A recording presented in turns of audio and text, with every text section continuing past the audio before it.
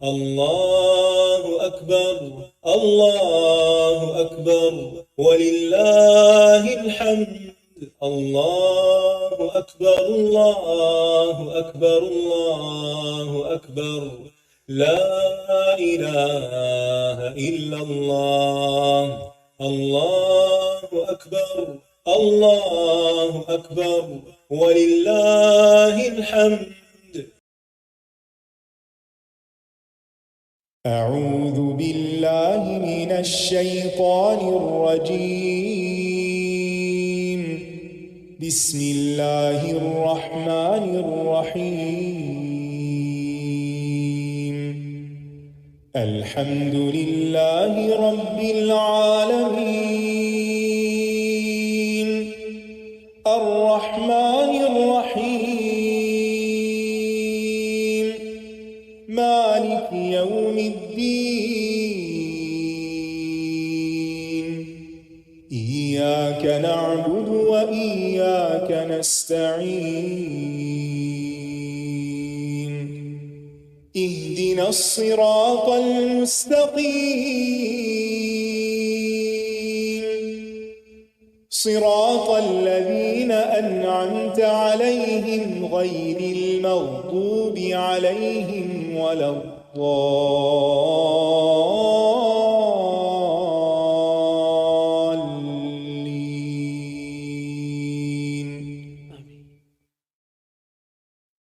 السلام علیکم ورحمۃ اللہ وبرکاتہ. کیا حال ہے آپ کا؟ آپ سب کو دیکھ کے اتنی خوشی ہو رہی ہے اور یوں لگ رہا ہے جیسے واقعی رمضان آ گیا ہے. الحمدللہ، اللہ کا کتنا احسان ہے کہ اللہ تعالیٰ نے ہمارے دلوں میں رمضان کی محبت ڈالی ہے، اور ہم سب پوری تیاری کے ساتھ رمضان میں داخل ہونا چاہتے ہیں تاکہ اس مبارک موقع سے خوب فائدہ اٹھا سکیں. اللہ تعالیٰ سے دعا ہے کہ اللہ تعالیٰ ہمارے آج کے اس سیشن میں برکت ڈالے اور ہمیں بہترین علم نافع سے نوازے، اور ہمارے علم کے ساتھ ساتھ ہمیں عمل کی توفیق عطا فرمائے، اور ہمیں اس رمضان میں اللہ تعالیٰ کی قربت نصیب ہو، اور ہم رمضان کے بعد گناہوں سے ایسے پاک ہو جائیں کہ بس پچھلا سارا صفحہ صاف ستھرا ہو جائے انشاءاللہ. تو ہم تلاوت سنتے ہیں تھوڑی سی، پھر اس کے بعد ہم شروع کرتے ہیں. شهر رمضان الذي أنزل فيه القرآن هدى للناس وبينات من الهدى والفرقان فمن شهد منكم الشهر فليصمه ومن كان مريضا أو على سفر فعدة من أيام أخر يريد الله بكم اليسر ولا يريد بكم العسر ولتكملوا العدة ولتكبروا الله على ما هداكم ولعلكم تشكرون. وَإِذَا سَأَلَكَ عِبَادِي عَنِّي فَإِنِّي قَرِيبٌ أُجِيبُ دَعْوَةَ الدَّاعِ إِذَا دَعَانِ فَلْيَسْتَجِيبُوا لِي وَلْيُؤْمِنُوا بِي لَعَلَّهُمْ يَرْشُدُونَ.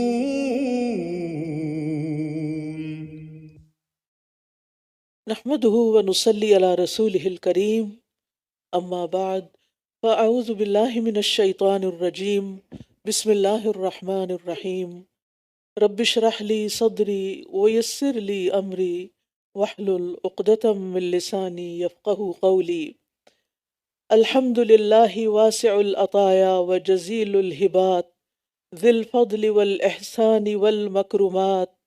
جعل في أيام الحياة مواسم الخيرات وفرصا للتزود من الطاعات.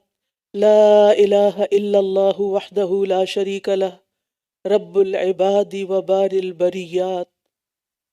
تمام قسم کی حمد اللہ کے لیے ہے جس کے عطیات اور جس کے انعامات بہت وسیع اور بہت بھاری اور عظیم ہیں، جو صاحب فضل اور صاحب احسان ہے، اس نے زندگی میں نیکیوں کے موسم بنائے اور اس نے ایسے مواقع عطا فرمائے جس میں انسان نیکیوں کا زیادہ زیادہ راہ جمع کر سکتا ہے۔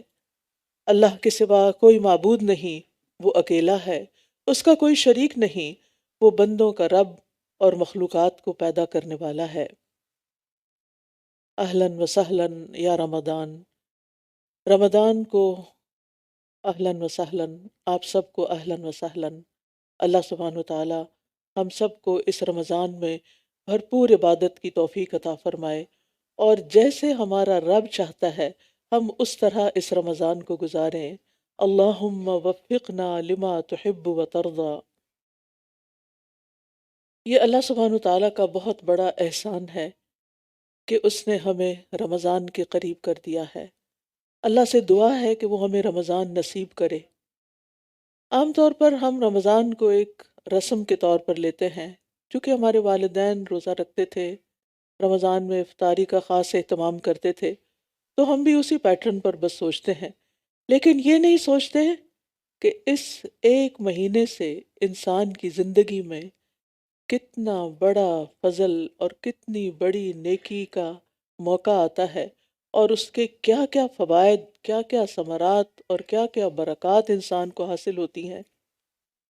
اس سلسلے میں مسند احمد کی ایک حدیث آپ کے سامنے رکھوں گی، جس سے اس ایک مہینے کی ویلیو اور اس کی فضیلت آپ کو سمجھ میں آئے کہ آپ کو کتنا بڑا انعام ملنے والا ہے۔ ابو ہریرہ رضی اللہ عنہ کہتے ہیں کہ قبیلہ قزاع کے ایک خاندان بلیح کے دو شخص نبی صلی اللہ علیہ وسلم پر ایمان لائے، یعنی اکٹھے۔ ان میں سے ایک تو جہاد کرتے ہوئے شہید ہو گیا، اور دوسرا 1 سال بعد مزید زندہ رہا اور پھر فوت ہوا، یعنی 1 سال کے وقفے کے بعد فوت ہوا، شہید نہیں ہوا۔ طلحہ بن عبید اللہ کہتے ہیں کہ میں نے خواب میں دیکھا کہ وہ شخص جس کا 1 سال بعد انتقال ہوا، اس شہید سے بھی پہلے جنت میں داخل ہوا ہے۔ ورنہ ہم تو سوچتے ہیں نا کہ شہید کا درجہ سب سے افضل ہے اور وہ ہم سے آگے ہوں گے، لیکن یہاں جو شخص بعد میں فوت ہوا، وہ شہید سے بھی پہلے جنت میں داخل ہوا۔ تو مجھے اس پر بہت تعجب ہوا۔ صبح میں نے رسول اللہ صلی اللہ علیہ وسلم کو یہ خواب سنایا، تو رسول اللہ صلی اللہ علیہ وسلم نے فرمایا، کیا اس نے اس کے بعد، یعنی پہلے شخص کے بعد، شہید کے بعد رمضان کے روزے نہیں رکھے اور سال بھر کی 6000 اور اتنی زیادہ رکعتیں نہیں پڑھی؟ یعنی 1 سال کے رمضان کے روزے اور نمازیں اس شخص کو شہید سے بھی آگے لے گئیں۔ ہم بعض اوقات جب اپنا فرض ادا کرتے ہیں تو ہم سمجھتے ہیں کہ یہ ایک فریضہ ہے، بس پورا کر لو، روزہ رکھنا ہے رکھ لو، نماز پڑھنی ہے پڑھ لو، بس ایک مشینی انداز میں یہ کام کرتے رہتے ہیں، لیکن یہ نہیں سوچتے کہ یہ ہمارے درجات کی بلندی کا باعث بنتے ہیں اور ہمیں اللہ تعالیٰ کا قرب نصیب کرتے ہیں۔ تو خوش قسمت ہے وہ شخص جس کو اللہ تعالیٰ لمبی زندگی دے اور پھر نیکیوں سے بھرپور دے، اور نیکی کے موسموں اور نیکی کے اوقات سے بھرپور فائدہ اٹھانے کی توفیق عطا کرے۔ بعض سلف کے بارے میں آتا ہے، سلف کہتے ہیں ان لوگوں کو جو پہلے کے نیک لوگ تھے، گزشتہ نیک لوگ ابتدائی صدیوں کے، کہ وہ 6 ماہ تک یہ دعا کرتے، اے اللہ ہمیں رمضان تک پہنچا دے، یعنی اتنے حریص ہوتے تھے کہ انہیں رمضان ملے، اور پھر وہ رمضان کے بعد 5 ماہ تک یہ دعا کرتے رہتے کہ اے اللہ ہمارے رمضان کے روزے قبول فرما لے۔ کیا ہم نے بھی یہ دعائیں کبھی کی؟ ہم میں سے کتنے لوگوں نے یہ دعا کی کہ یا اللہ ہمیں رمضان تک پہنچا دے، اللہم بلغنا رمضان۔ پھر اسی طرح یہ دعا اس لیے کیا کرتے تھے کہ وہ اس کے فائدوں کو جانتے تھے، اس کی برکتوں کو سمجھتے تھے، اس میں ملنے والے انعامات کو سمجھتے تھے۔ پھر جب رمضان داخل ہو جاتا تو اللہ تعالیٰ سے دعا فرماتے کہ وہ انہیں اس میں عمل صالح کرنے کی توفیق عطا فرمائے، اور جب رمضان ختم ہوتا تو دعا کرتے کہ جو کچھ بھی ہم نے اس رمضان میں کیا اللہ تعالیٰ اس کو قبول فرما لے، کیونکہ جو اللہ کے سچے بندے ہوتے ہیں، ایمان والے بندے ہوتے ہیں، وہ نیکی کرنے کے بعد کسی فخر اور غرور میں مبتلا نہیں ہوتے، بلکہ پھر بھی ڈرتے رہتے ہیں کہ جو کچھ ہم نے کیا وہ قبول بھی ہو جائے۔ سورۃ المومنون میں آتا ہے والذین یؤتون ما آتوا وقلوبهم وجلۃ انہم الی ربہم راجعون اولئک یسارعون فی الخیرات وہم لہا سابقون۔ اور وہ کہ انہوں نے جو کچھ دیا اس حال میں دیتے ہیں کہ ان کے دل ڈرنے والے ہوتے ہیں کہ یقیناً وہ اپنے رب ہی کی طرف لوٹنے والے ہیں۔ یہ لوگ ہیں جو نیکی کے کاموں میں جلدی کرتے ہیں اور یہی ان کی طرف آگے نکلنے والے ہیں۔ اور پھر آپ دیکھیے کہ جب رمضان آتا ہے تو رمضان کے داخل ہونے سے پہلے ہی اس کا استقبال کر لینا چاہیے، یعنی اس کو ویلکم کرنا چاہیے، اس کے لیے تیاری کرنی چاہیے۔ ابو بکر البلخی کہتے ہیں ماہ رجب کھیتی لگانے کا مہینہ ہے، ماہ شعبان کھیتی کو پانی لگانے کا، اور ماہ رمضان کھیتی کاٹنے کا۔ یعنی رجب سے ہی تیاری شروع کر دینی چاہیے، اور شعبان میں تو اور زیادہ آگے بڑھنا چاہیے، اور پھر رمضان میں پوری تیاری کے ساتھ داخل ہونا چاہیے تاکہ کوئی بھی ہمارا وقت ضائع نہ ہو۔ اور وہ یہ بھی کہتے ہیں کہ ماہ رجب کی مثال ہوا کی طرح ہے، ماہ شعبان کی بادلوں کی طرح، یعنی پہلے ہوا چلتی پھر بادل آتے ہیں، اور ماہ رمضان کی مثال بارش جیسی ہے۔ اور جس نے ماہ رجب میں نہ تو کھیتی بوئی نہ شعبان میں کھیتی کو پانی لگایا تو وہ رمضان میں کیسی کھیتی کاٹنا چاہے گا؟ یعنی پھر وہ رمضان اس طرح نہیں گزار سکے گا جس طرح ایک تیاری کے ساتھ جو شخص رمضان میں داخل ہوتا ہے وہ اس رمضان کے مہینے کو گزارتا ہے۔ ہمیں تیاری کیسے کرنی ہے؟ کس چیز کی تیاری کرنی ہے؟ ہماری تیاری کیا ہوتی ہے کہ گروسریز کر لیں، سارے کام نپٹا لیں، گھر کو صاف کر لیں، لیکن اسلاف گھروں کو صاف کرنے کے ساتھ ساتھ اپنے دلوں کو صاف کرتے تھے۔ وہ رمضان میں اس طرح داخل ہوتے تھے کہ ان کے دل میں کسی کے خلاف بھی کوئی کینہ، بغض اور نفرت نہیں ہوتی تھی۔ یہ تھی ان کے رمضان کی تیاری۔ اور یہ سب کچھ کیسے نکلتا ہے دلوں سے؟ اس وقت نکلتا ہے جب دل کے اندر ایمان راسخ ہو جاتا ہے۔ اسی لیے رسول اللہ صلی اللہ علیہ وسلم نے فرمایا ان ابی ہریرہ قال قال رسول اللہ صلی اللہ علیہ وسلم من صام رمضان ایمانا واحتسابا غفر له ما تقدم من ذنبه، جس نے رمضان کے روزے ایمان کی حالت میں حصول ثواب کے لیے رکھے تو اس کے پچھلے گناہ معاف کر دیے جائیں گے۔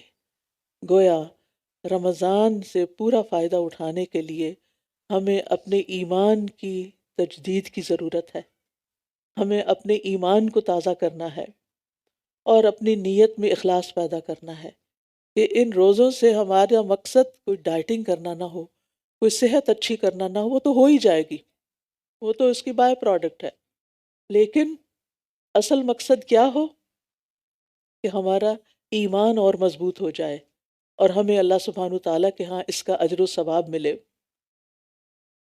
اگر ہم رمضان کی تیاری کرنا چاہتے ہیں تو اس کے لیے ایمان میں سچائی کی ضرورت ہے۔ ایمانی لحاظ سے تیاری کیوں ضروری ہے؟ ایمان کی تجدید کی کیوں ضرورت ہے؟ اس لیے کہ اعمال کی قبولیت کی بنیاد ہی ایمان پر ہے۔ جتنا اچھا ایمان ہوگا، جتنا مضبوط ایمان ہوگا، جتنا پکا ایمان ہوگا، اتنا ہی عمل کا اجر و ثواب بڑھ جائے گا، کیونکہ نبی صلی اللہ علیہ وسلم نے رمضان کی جزا کو، روزے کی جزا کو اور رات کے قیام کو ایمان اور احتساب پر مرتب کیا ہے، اور ثواب کے حاصل ہونے کی شرط بتائی ہے وَمَنْ صَامَ رَمَضَانَ إِيمَانًا وَاحْتِسَابًا غُفِرَ لَهُ مَا تَقَدَّمَ مِنْ ذَنْبِهِ، جس نے ایمان اور احتساب ثواب کی نیت سے روزے رکھے اس کے پچھلے سارے گناہ معاف ہو جائیں گے۔ وہ گناہ جو بالغ ہونے کی عمر میں کیے، وہ گناہ جو بلوغت کے بعد کیے، جوانی میں کیے، اور پھر بڑھاپے تک جو گناہ ہوتے رہے، وہ گناہ جو پچھلے سال کیے رمضان کے بعد سے، وہ گناہ جو پچھلے مہینے کیے، وہ گناہ جو پچھلے ہفتے کیے، وہ گناہ جو پچھلے دن کیے، وہ سارے کے سارے بالکل صاف ستھرے ہو جائیں گے جب رمضان میں داخل ہوں گے اور ایمان کے ساتھ داخل ہوں گے، ایمان کی مضبوطی کے ساتھ داخل ہوں گے، کیونکہ کوئی بھی نیکی ایمان کے بغیر قبول نہیں۔ سورۃ الحدید میں اللہ تعالیٰ فرماتے ہیں آمنوا باللہ ورسولہ وانفقوا مما جعلکم مستخلفین فیہ فالذین آمنوا منکم وانفقوا لہم اجر کبیر۔ اللہ اور اس کے رسول پر ایمان لاؤ، یہ کس سے کہا جا رہا ہے؟ ایمان والوں سے کہا جا رہا ہے۔ ایمان تو ہے، جیسے ایک اور جگہ پر آتا ہے یا ایھا الذین آمنوا آمنو، اے لوگو جو ایمان لائے ہو ایمان لے آؤ، اے لوگو جو ایمان لائے ہو ایمان لے آؤ۔ یعنی گویا ایمان والوں کو بھی ایمان لانے کی پھر سے ضرورت ہے، پھر سے اپنے ایمان کو تازہ کرنے کی ضرورت ہے۔ اور یہاں سورۃ الحدید میں بھی یہی کہا جا رہا ہے آمنوا باللہ ورسولہ وانفقوا مما جعلکم مستخلفین فیہ، اللہ اور اس کے رسول پر ایمان لاؤ اور ان چیزوں میں سے خرچ کرو جن میں اس نے تمہیں پہلوں کا جانشین بنایا ہے۔ پھر وہ لوگ جو تم میں سے ایمان لائے اور انہوں نے خرچ کیا، ان کے لیے بہت بڑا اجر ہے۔ یعنی پہلے ایمان کی دعوت، پھر عمل کی دعوت، اور پھر جو ایمان لے آئیں فالذین آمنوا منکم وانفقوا لہم اجر کبیر، جو لوگ تم میں سے ایمان لائے اور انہوں نے خرچ کیا، ان کے لیے بہت بڑا اجر ہے۔ تو گویا اجر کب ملے گا؟ چاہے خرچ کرنا ہو، چاہے روزے رکھنے ہو، چاہے قیام اللیل کرنا ہو، جب ایمان ہوگا، یقین ہوگا۔ تو اس سے پتہ چلتا ہے کہ ایمان کا ہونا اور درست ایمان کا ہونا لازمی شرط ہے اعمال کی قبولیت میں۔ کیوں؟ اس لیے کہ بہت سے لوگ ایمان بھی لانے کا دعویٰ کرتے ہیں لیکن ساتھ ہی شکوک و شبہات کا شکار ہوئے رہتے ہیں۔ ان کے دل میں اللہ کے بارے میں شک، پتہ نہیں اللہ ہے کہ نہیں۔ اور آج کی ہماری نئی جنریشن کا حال تو اللہ تعالیٰ ہی جانتا ہے کہ ان کے دلوں میں اسلام کے بارے میں، اللہ کے بارے میں، رسول کے بارے میں، قرآن کے بارے میں، اوورآل دین کے بارے میں، قرآن کے احکامات کے بارے میں کس قدر شکوک و شبہات ہیں۔ شک ایمان کے منافی ہے۔ ہم سب کو اپنے دلوں کا جائزہ لینا ہے کہ کیا میں اللہ کے رب ہونے پہ راضی ہوں؟ کیا میں محمد صلی اللہ علیہ وسلم کے نبی ہونے پہ راضی ہوں؟ کیا میں اسلام کے دین ہونے پہ راضی ہوں، مطمئن ہوں، خوش ہوں؟ میرا پورا یقین ہے کہ یہ سب کچھ بالکل سچ ہے، حقیقت ہے، اور میں کسی وسوسے کا شکار نہیں۔ اور پھر اللہ سبحانہ وتعالیٰ کی رضا کے لیے سارے کام کیے جائیں، کیونکہ اللہ تعالیٰ پر ایمان رکھتے ہیں، تو پھر وہی عمل جو چھوٹا سا بھی ہو وہ بہت بڑا درجہ پا جاتا ہے۔ قیامت کے دن جب کفار اور مشرکین کو جہنم میں داخل کر دیا جائے گا تو قیامت کے میدان میں صرف وہی لوگ رہ جائیں گے جو اللہ کی عبادت کرتے تھے۔ ٹھیک ہے، یعنی کفار کو جہنم میں ڈال دیا گیا، باقی کون بچے؟ جو کیا کرتے تھے؟ اللہ کی عبادت کرتے تھے۔ ان میں توحید پرست بھی ہوں گے، گناہگار لوگ بھی ہوں گے، نافرمانیاں کرنے والے بھی ہوں گے، اور منافقین بھی ہوں گے، کیونکہ منافق بھی عبادت تو کرتے ہیں۔ ان پر پل صراط سے پہلے اندھیرا ڈال دیا جائے گا، سب کے سب پر پچ ڈارک، بلیک آؤٹ ہو جائے گا۔ کفار تو جہنم میں چلے گئے، اب یہ جو باقی بچے ہیں انہوں نے اب پل صراط کو کراس کرنا ہے، ہر طرف اندھیرا چھا گیا۔ امیجن کریں اگر رات کے وقت پورے ٹورانٹو کی بجلی چلی جائے تو کیسا اندھیرا ہوگا۔ اب تو ہم فوراً اپنے موبائل کی لائٹ آن کر لیتے ہیں اور روشنیاں کر لیتے ہیں، لیکن کسی بھی اندھیرے وقت کو یاد کیجئے۔ آج رات اپنی رضائی میں منہ دے کے اندھیرے کو امیجن کیجئے اور پھر پل صراط کو یاد کیجئے۔ ابن عباس اور ابو امامہ الباہلی رضی اللہ عنہما کہتے ہیں قیامت کے دن لوگوں پر اندھیرا چھا جائے گا۔ امام ماوردی کہتے ہیں کہ میرا خیال ہے یہ فیصلہ ہو جانے کے بعد ہوگا، پھر انہیں نور دیا جائے گا، اندھیرا ہونے کے بعد نور دیا جائے گا اور وہ اس کی روشنی میں چلیں گے، اور یہ نور ہر انسان کو ملے گا جو اس وقت وہاں میدان میں موجود ہوگا امتحان المؤمنین کے بعد، چاہے مسلمان ہو، چاہے منافق ہو، چاہے نیک ہو، چاہے گناہگار ہو، سب کو نور ملے گا۔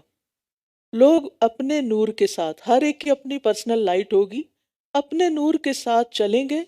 جہنم کے پل پر آنکڑے اور کانٹے ہوں گے، جن کو وہ کانٹے چاہیں گے پکڑ لیں گے، اور پھر یکا یک منافقین کا نور پوری طرح بجھ جائے گا، منافقوں کا نور ختم ہو جائے گا، مومن نجات پا جائیں گے۔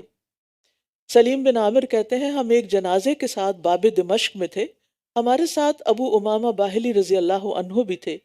جب انہوں نے جنازہ پڑھایا اور دفن کا کام شروع ہوا، یعنی میت کو دفن کر رہے تھے، تو ابو امامہ باہلی نے فرمایا، لوگو تم اس دنیا کی منزل میں آج صبح و شام کر رہے ہو، یعنی آج دنیا میں تم صبح اور شام کرتے ہو، یہاں تم نیکیاں اور برائیاں کر سکتے ہو، اس کے بعد ایک اور منزل کی طرف تم سب کوچ کرنے والے ہو، اور یہ قبر ہے۔ قبر میں روشنی کہاں سے آئے گی؟ کیا کوئی ہمارے ایسا سسٹم ہے کہ مرنے والے کے ساتھ ہی روشنی کا انتظام اندر کر دیا جائے؟ ناٹ پاسبل، ہو ہی نہیں سکتا۔ وہ کہتے ہیں یہی قبر کی جو تنہائی کا، اندھیرے کا، کیڑوں کا اور تنگی اور تاریکی والا گھر ہے، یہی وہ منزل ہے جس میں نیکسٹ لینڈ کرنا ہے۔ مگر جس کے لیے اللہ تعالیٰ اسے وسعت دے دے، جس کو اللہ قبر میں نور دے دے، بس اس کا اپنا ہی نور ہوگا، باہر سے کوئی نور نہیں آ سکتا۔ وہ کہتے ہیں یہاں سے پھر تم قیامت کے مختلف مقامات پر وارد ہوگے، اور وہاں تم کسی مقام پر ہوگے کہ لوگوں پر اللہ کی طرف سے ایک حکم چھا جائے گا، یہاں تک کہ بہت سے لوگوں کے چہرے سفید ہو جائیں گے اور بہت سے لوگوں کے چہرے سیاہ ہو جائیں گے، چہروں پہ اندھیرا چھا جائے گا۔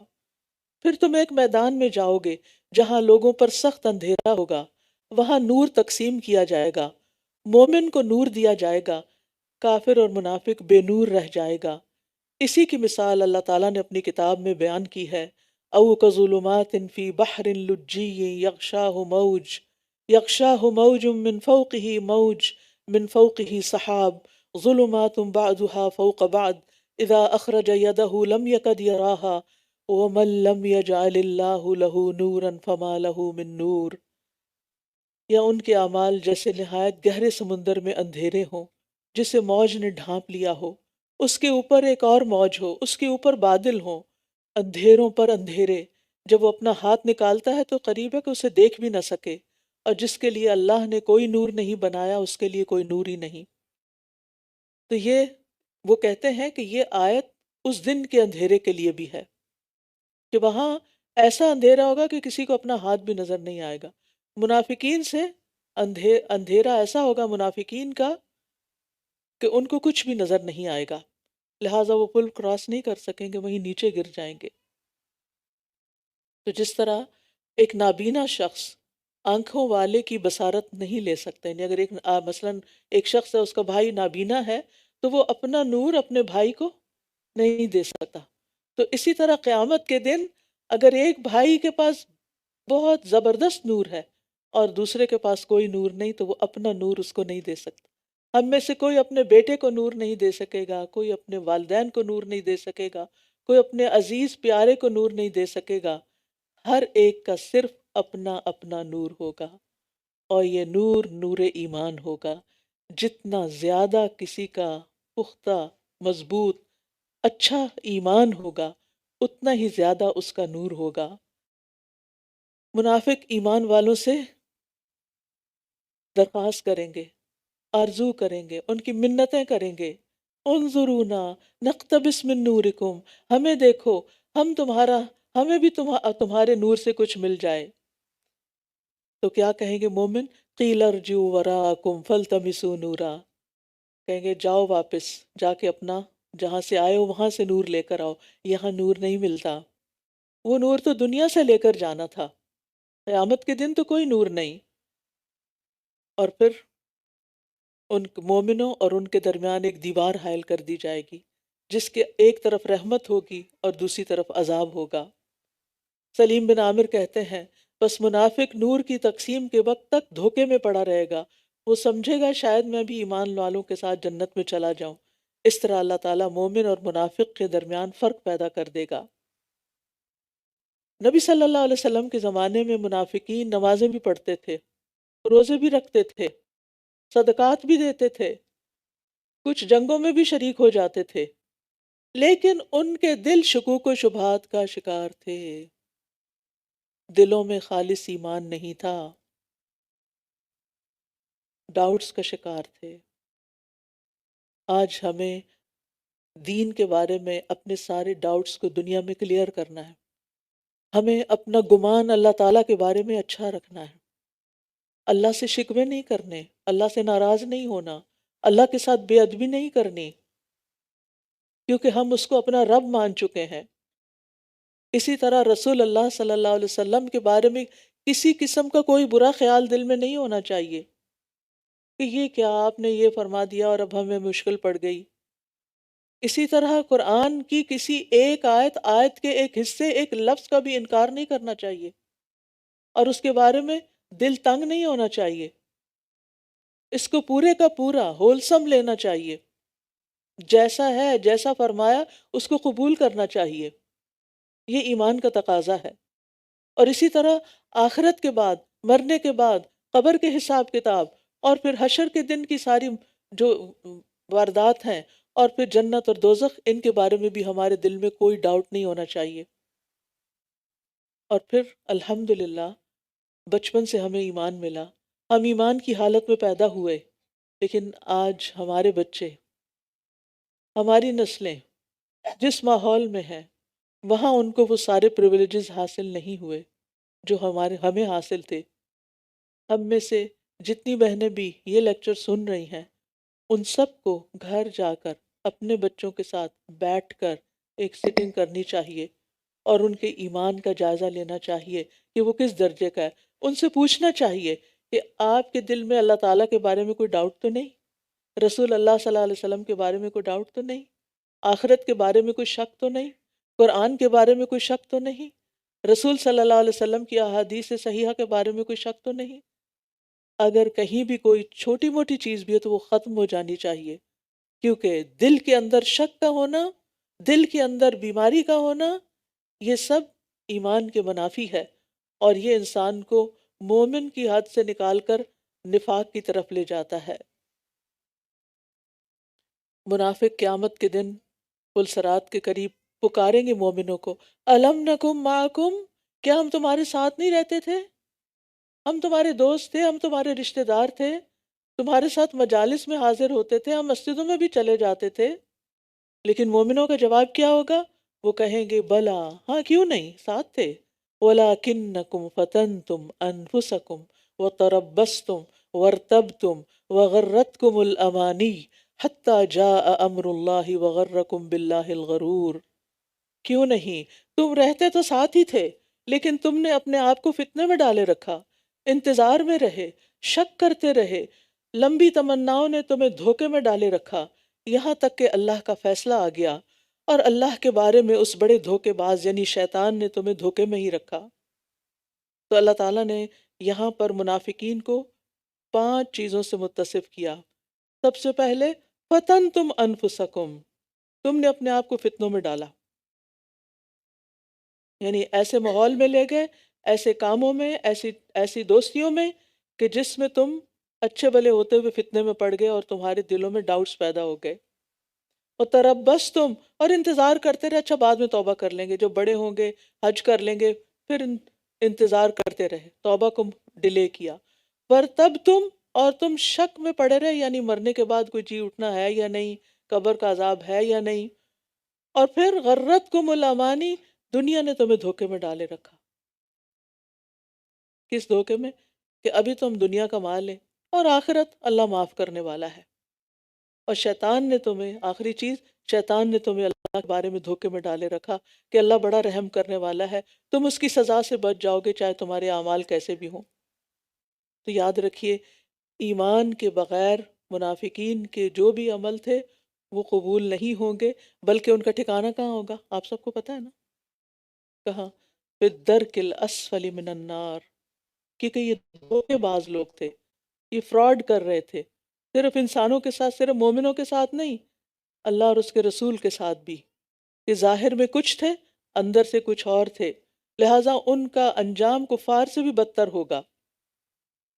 تو یاد رکھیے، صرف ایمان کا نام لے لینا اور چند کام کر لینا یہ ایماندار ہونے پہ دلالت نہیں کرتا۔ لہٰذا بہت سے لوگ ایسے ہیں کہ جو روزے رکھتے ہیں بس ایک رسم سمجھ کر، لیکن اور اسی طرح نمازیں بھی پڑھ لیتے ہیں بس ایک روٹین سمجھ کر، لیکن وہ نہیں جانتے کہ ایمان کا تقاضا کیا ہے۔ حقیقت میں وہ اندر سے ایمان سے خالی ہوتے ہیں۔ اسی طرح کچھ لوگ کنارے پر رہ کے ایمان لاتے ہیں، یعنی جیسے سورۃ الحج میں آتا ہے وَمِنَ النَّاسِ مَن يَعْبُدُ اللَّهَ عَلَى حَرْفٍ وَمِنَ النَّاسِ مَن يَعْبُدُ اللَّهَ عَلَى حَرْفٍ فَإِنْ أَصَابَهُ خَيْرٌ اطْمَأَنَّ بِهِ وَإِنْ أَصَابَتْهُ فِتْنَةٌ انقلب عَلَى وَجْهِهِ خَسِرَ الدُّنْيَا وَالْآخِرَةَ ذَلِكَ هُوَ الْخُسْرَانُ الْمُبِينُ۔ اور لوگوں میں سے کوئی ایسا بھی ہے جو کنارے پہ رہ کے اللہ کی عبادت کرتا ہے، پھر اگر اسے کوئی بھلائی پہنچتی ہے تو مطمئن ہو جاتا ہے، یعنی مال مل جاتا ہے، اولاد مل جاتی ہے، کوئی دنیا کی نعمتیں اور کامیابیاں ملتی ہیں تو اللہ سے راضی رہتا ہے، اور اگر اسے کوئی آزمائش آتی ہے تو وہ اپنے چہرے پہ واپس پلٹ جاتا ہے، مجھے ایسا دین نہیں چاہیے۔ اس نے دنیا اور آخرت دونوں کا نقصان اٹھایا، یہی خلا خسارہ ہے۔ کیا ہم میں ایسے لوگ نہیں کہ جن کو کوئی تکلیف آئے تو نمازیں ہی چھوڑ دیتے ہیں، وہ دین کے احکامات کو ہی چھوڑ دیتے ہیں۔ بعض خواتین پردہ اتار دیتی ہیں، بعض لوگ دین کی مجلسوں میں آنا چھوڑ دیتے ہیں۔ بھئی کیا ہوا؟ ہم نے اتنی دعائیں کی تھی لیکن ہماری دعائیں نہیں سنی گئیں، پتہ نہیں اللہ ہے بھی کہ نہیں۔ اگر وہ ہوتا تو ایسا نہ ہوتا۔ کوئی مسلمان یہ باتیں نہیں کہہ سکتا، اور اگر کوئی ایسے کہتا ہے تو پھر وہ مسلمان ہی نہیں رہتا، وہ نفاق کا شکار ہو جاتا ہے۔ یعنی خیر پر تو مطمئن ہوتے ہیں لیکن اللہ پر یقین نہیں رکھتے۔ خیر مل جائے تو سب ٹھیک ہے، نہیں ملے، لیکن یاد رکھیے اللہ تعالیٰ ہر ایک کو آزماتا ہے۔ احسب الناس ان یترکوا ان یقولوا آمنا وهم لا یفتنون، کیا لوگوں نے سمجھ رکھا ہے کہ وہ صرف اتنا کہنے پہ چھوڑ دیے جائیں گے کہ ہم ایمان لائے اور وہ آزمائے نہیں جائیں گے؟ آزمائش تو سب کی ہوگی۔ وَلَقَدْ فَتَنَّ الَّذِينَ مِن قَبْلِهِمْ فَلَيَعْلَمَنَّ اللَّهُ الَّذِينَ صَدَقُوا وَلَيَعْلَمَنَّ الْكَاذِبِينَ، اور یقیناً ہم نے ان لوگوں کو بھی آزمایا جو پہلے تھے، بس اللہ ضرور جانچ لے گا ان لوگوں کو جنہوں نے سچ کہا، اور وہ ضرور معلوم کر لے گا جھوٹوں کو بھی۔ تو اللہ نے پرکھنا ہے، امتحان ہونے ہیں، اس کے لیے تیار رہیے۔ جو بھی لا الہ الا اللہ کہتا ہے اس کا امتحان ہوتا ہے۔ اسی لیے علامہ اقبال نے کہا تھا چمی گویم بلرزم کمی دانم مشکلات لا الہ را، جب میں کہتا ہوں کہ میں مسلمان ہوں تو میں لرز جاتا ہوں، کیونکہ مجھے پتا ہے کہ لا الہ الا اللہ کہنے کی مشکلات کیا ہیں، اس میں انسان کو قربانیاں کرنی پڑتی ہیں۔ لہٰذا مومن اور منافق میں ظاہری اعمال کا فرق نہیں ہوتا بلکہ باطنی اعمال کا فرق ہے۔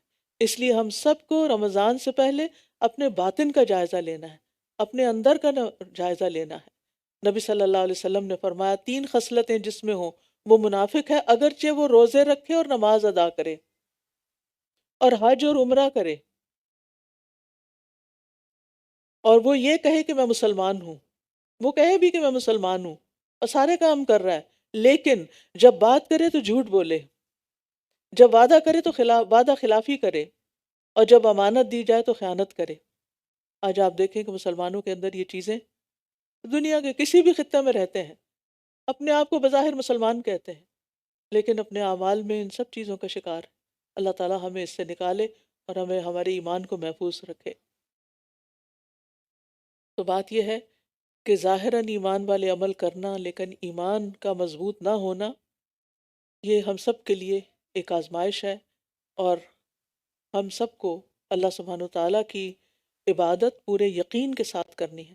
آپ دیکھیں کہ جب ہم عبادت کر بھی رہے ہوتے ہیں نا تو ہم کہتے ہیں پتہ نہیں ٹھیک بھی ہوئی ہے کہ نہیں، پتہ نہیں کوئی ثواب ملے گا یا نہیں، یعنی اللہ سبحانہ وتعالیٰ کے بارے میں اچھا گمان بھی نہیں رکھتے۔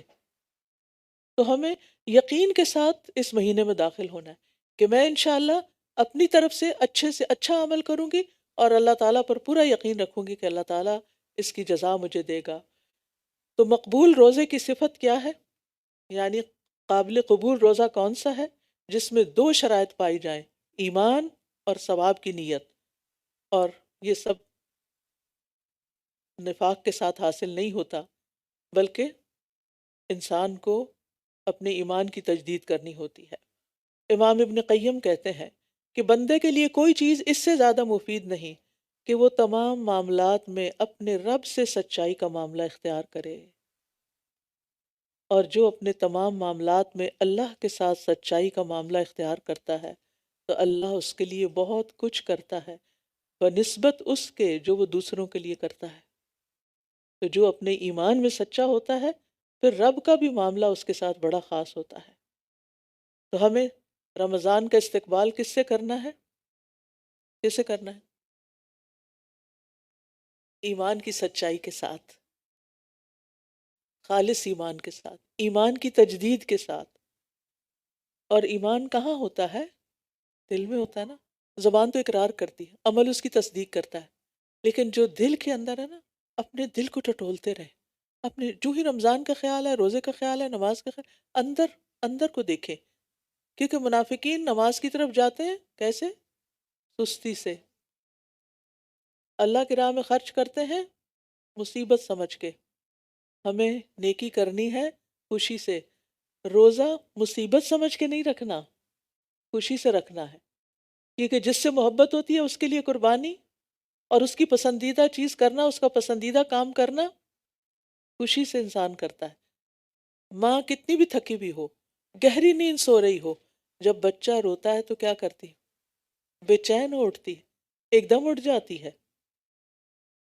اللہ کی محبت اگر دل میں ہے تو پھر روزہ مشکل نہیں لگے گا، پھر رات کا قیام مشکل نہیں لگے گا، پھر اللہ کے راستے میں خرچ کرنا مشکل نہیں لگے گا۔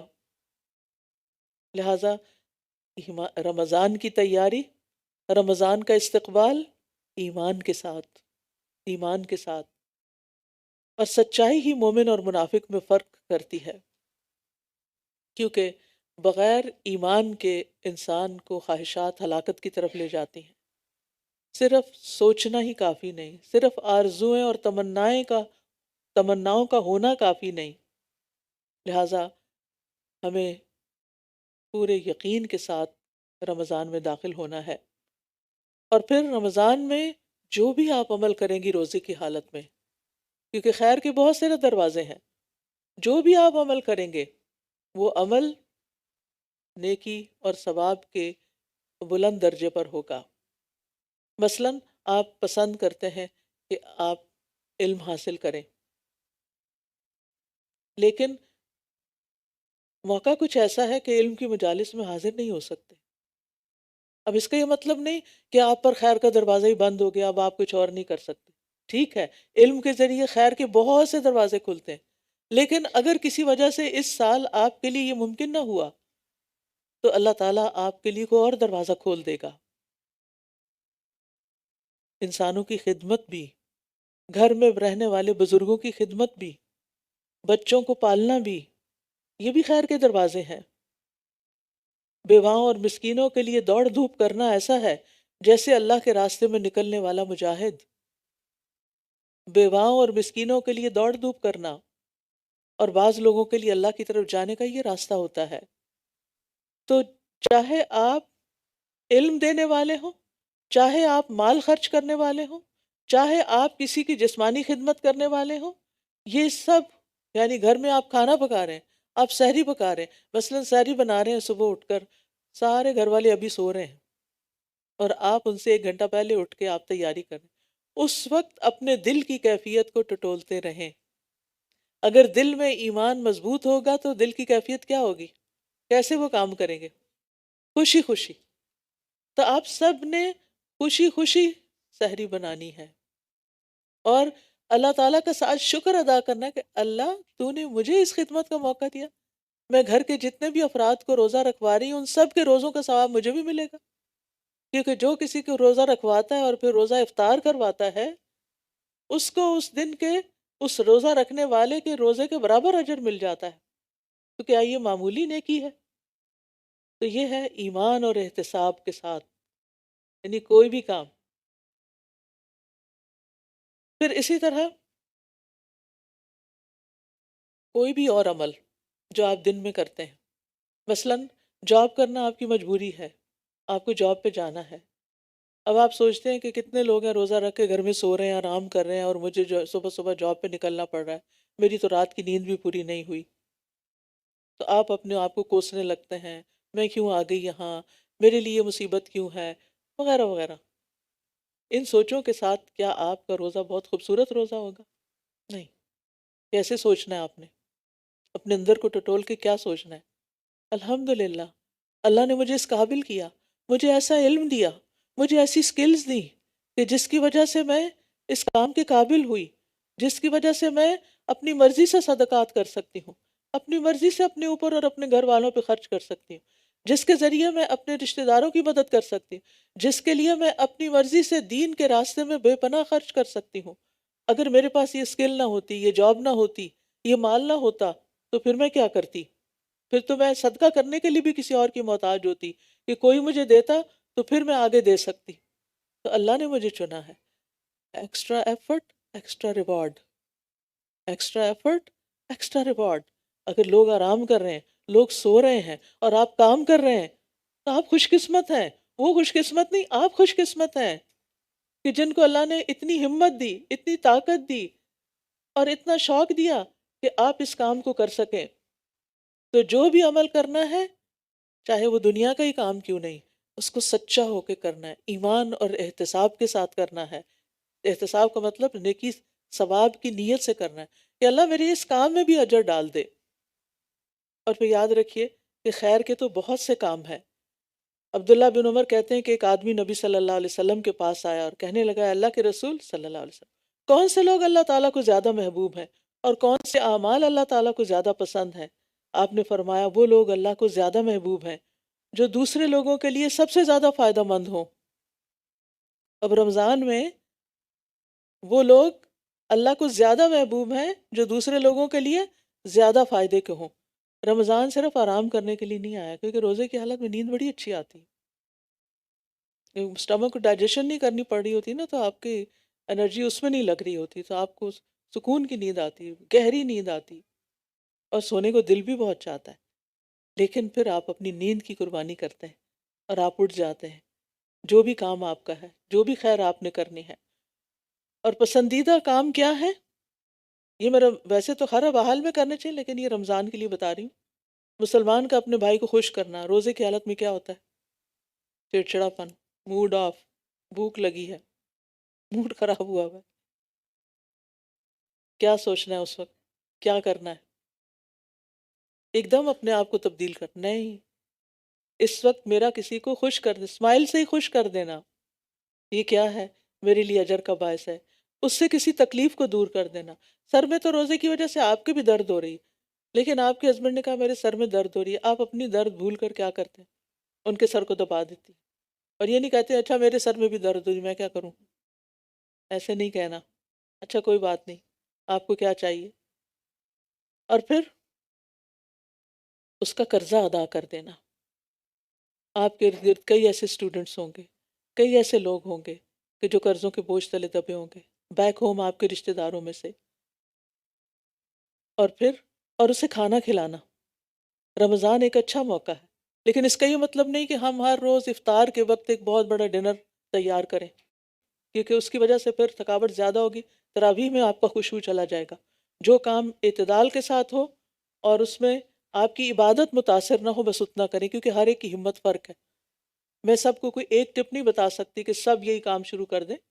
آپ اگر پکا کے نہیں دے سکتے تو آپ کیا کر سکتے ہیں؟ راشن دے سکتے ہیں. ٹھیک ہے، اگر آپ راشن نہیں دے سکتے، یعنی پورا بہت کچھ نہیں دے سکتے، تھوڑا بہت آپ کنٹریبیوٹ کر سکتے. لیکن رمضان میں ٹو ڈو لسٹ میں کھانا کھلانا لازم کر لیں، کھانا کھلانا لازم کر لیں. پھر آپ دیکھیے نبی صلی اللہ علیہ وسلم نے فرمایا، مجھے اپنے کسی بھائی کی ضرورت پوری کرنے کے لیے اس کے ساتھ چلنا اس مسجد نبی میں 1 ماہ کے اعتکاف سے زیادہ محبوب ہے. آپ کا دل تھا اعتکاف کرنے کو، لیکن گھر میں ہو گئے بچے بیمار، یا شوہر بیمار ہو گئے، یا کوئی بزرگ والدین گھر میں رہتے ہیں وہ بیمار ہو گئے، اب ان کو لک آفٹر کرنا ہے، اور آپ پاؤں پٹک رہے ہیں میں نے سوچا تھا اعتکاف کروں گی، کوئی 10 دن تو دل کھول کے عبادت کروں گی، لیکن یہ کیا مصیبت آ گئی۔ نہیں، آپ کو اعتکاف سے بھی زیادہ اعتکاف کا اجر تو نیت کی وجہ سے مل جائے گا آپ کو، اور خدمت کا الگ اجر مل جائے گا، اور اس تکلیف اٹھانے کا اور پھر روزے کا اور وہ باقی عبادات کا ساتھ ساتھ۔ پھر آپ نے فرمایا جس نے اپنے غضب کو روک لیا، اس روزے کی حالت میں کیا ہوتا ہے؟ غصہ آتا ہے۔ جس نے اپنا غصہ روک لیا، اللہ تعالیٰ اس کی خامیوں پر پردہ ڈالے گا۔ جو آدمی اپنے غصے کو نافذ کرنے کی طاقت کے باوجود پی گیا، اللہ تعالیٰ روز قیامت اس کے دل کو امیدوں سے بھر دے گا۔ جو اپنے بھائی کے ساتھ اس کی ضرورت پوری کرنے کے لیے چلا، اللہ تعالیٰ اس کو اس دن ثابت قدم رکھے گا جس دن قدم ڈگمگا جائیں گے۔ مثلاً آپ کی دوست بیمار ہو گئی، اس کو ہاسپٹل جانا ہے، آپ اس کو لے کے جا رہے ہیں۔ اب آپ سوچتے ہیں کہ اتنے گھنٹے ہاسپٹل میں لگ جائیں گے، میں نے تو سوچا تھا کہ رمضان میں دورہ قرآن پورا اٹینڈ کروں گی، آج کا تو میرا سپارہ ہی چلا گیا۔ اور آپ جا بھی رہے ہیں اور دل دل میں غصہ کھا رہے ہیں کہ میں ہی رہ گئی تھی اس کام کے لیے۔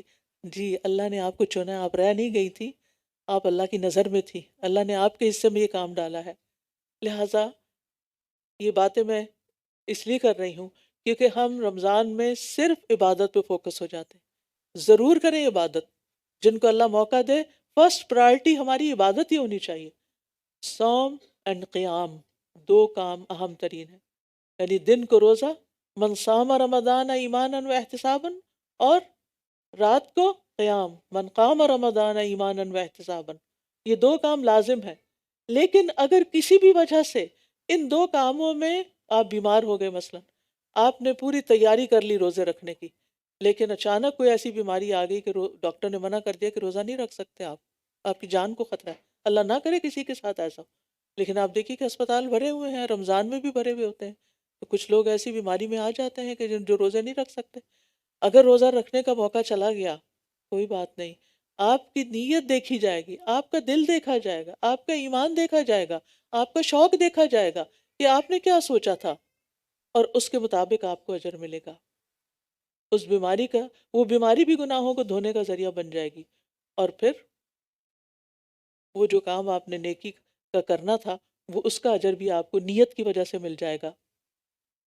اچھا، اس کا یہ مطلب نہیں کہ ہم عبادت سے بچنے کے لیے کوئی ایکسکیوز ڈھونڈ لیں، کہ اچھا کسی کو کوئی ہیلپ چاہیے تو مجھے بتا دے، چلو تراویح پڑھنے کی بجائے میں کہیں اور جا کے تھوڑی گپ شپ بھی لگا لوں گی، تراویح میں تو پھر چپ کر کے سننا پڑتا ہے۔ نہیں، یہ بھی اللہ جانتا ہے نا، پھر وہ نیتوں کا حال اللہ جانتا ہے، دل کے اندر کیا ہے اللہ جانتا ہے۔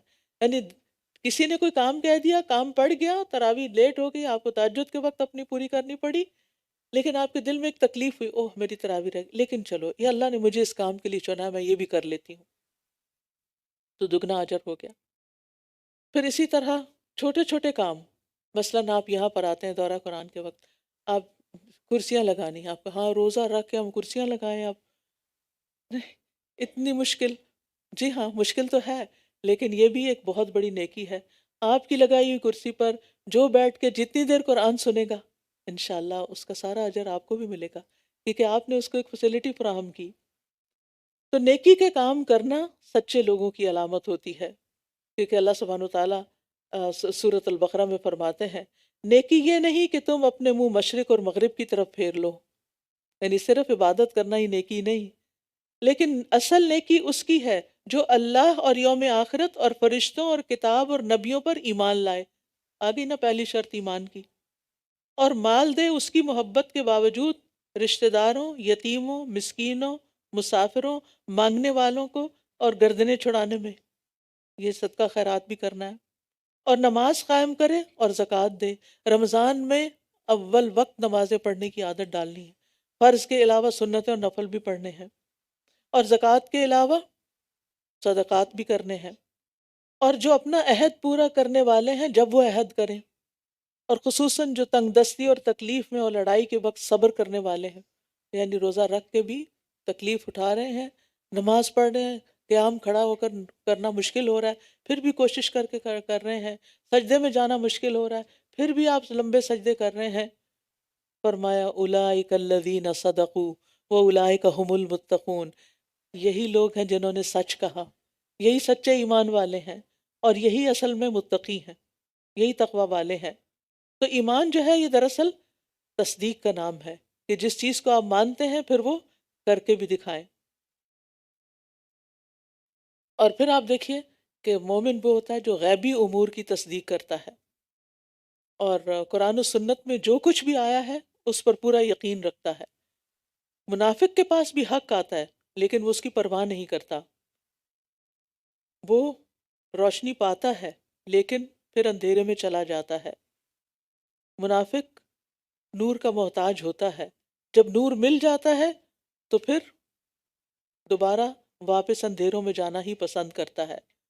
تو ہمیں اپنے ایمان کو جگانا بھی ہے، بڑھانا بھی ہے، اور اس کی حفاظت بھی کرنی ہے، اس کی حفاظت بھی کرنی ہے، کیونکہ ایمان کوئی جامد چیز نہیں، جمی ہوئی چیز نہیں کہ ایک جگہ پتھر رکھ دیا تو رکھا گیا، یہ اوپر نیچے ہوتا ہے۔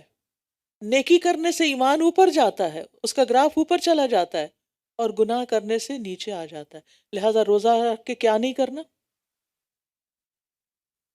من لم يدع قول الزور والعمل به فليس لله حاجة ان يدع طعامه وشرابه، جو روزہ رکھ کر بھی جھوٹ بولنا نہ چھوڑے، اللہ کو اس کی کوئی ضرورت نہیں کہ وہ اپنا کھانا پینا چھوڑ دے۔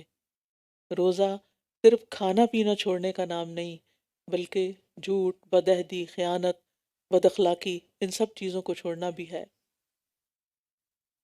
تو جتنا زیادہ انسان ان چیزوں میں پڑ جاتا ہے اور جتنا زیادہ انسان دنیا میں کھو جاتا ہے، اتنا ہی اس کا نور بجھتا چلا جاتا ہے، کیونکہ ہم سب کی ایک مجبوری ہے، ہم رہتے دنیا میں ہیں، ہم سارا دن مسجد میں نہیں رہ سکتے، ہم سارا دن علم کی مجالس میں نہیں رہ سکتے، لیکن جب ہم گھر میں ہوتے ہیں، جب ہم شاپنگ کرنے کے لیے، ضروری شاپنگ کے لیے بھی جاتے ہیں، جب ہم اپنی جاب پلیس پر ہوتے ہیں، تو پھر کیا ہوتا ہے؟ ہم دنیا میں ہوتے ہیں، اور جتنا جتنا دنیا میں زیادہ انوالو ہوتے ہیں اتنا اتنا وہ نور کم ہونا شروع ہو جاتا ہے، پھر دوبارہ اس کو بڑھانے کی ضرورت ہوتی ہے۔ لہٰذا اس کو اس بیٹری کو ریچارج کریں۔